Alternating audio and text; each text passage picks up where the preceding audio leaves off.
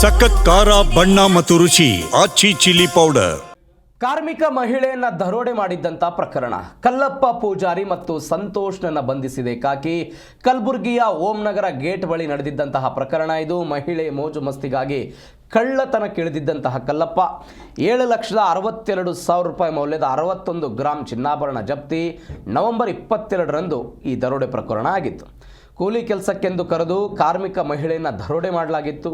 ಖದೀಮರ ಬಂಧನ ಪ್ರಕರಣ. ಅಕ್ರಮ ಸಂಬಂಧವನ್ನು ಹೊಂದಿದ್ರು. ಮಹಿಳೆಯ ಮೋಜು ಮಸ್ತಿಗಾಗಿ ಈ ಕಳ್ಳತನಕ್ಕೆ ಕಲ್ಲಪ್ಪ ಇಳಿದಿದ್ರು. ಕೂಲಿ ಕೆಲಸ ಮಾಡಿಕೊಂಡಿದ್ದಂತಹ ಕಲ್ಲಪ್ಪ ಹಾಗೂ ಸಂತೋಷ್. ಕಲ್ಲಪ್ಪನಿಗೆ ಕಳ್ಳತನದಲ್ಲಿ ಸಾಥ್ ಕೊಡ್ತಾ ಇದ್ದ ವಿಜಾಪುರ ಜಿಲ್ಲೆಯ ಇಂಡಿ ಮೂಲದ ಸಂತೋಷ ಅಂತ.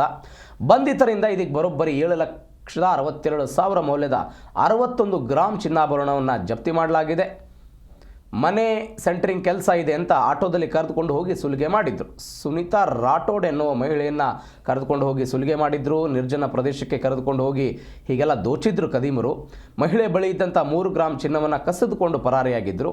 CCTV ದೃಶ್ಯದ ಆಧರಿಸಿ ಇಬ್ಬರೂ ಸುಲಿಗೆಕೋರರನ್ನು ಪೊಲೀಸರು ಹೆಡೆಮುರಿ ಕಟ್ಟಿದ್ದಾರೆ.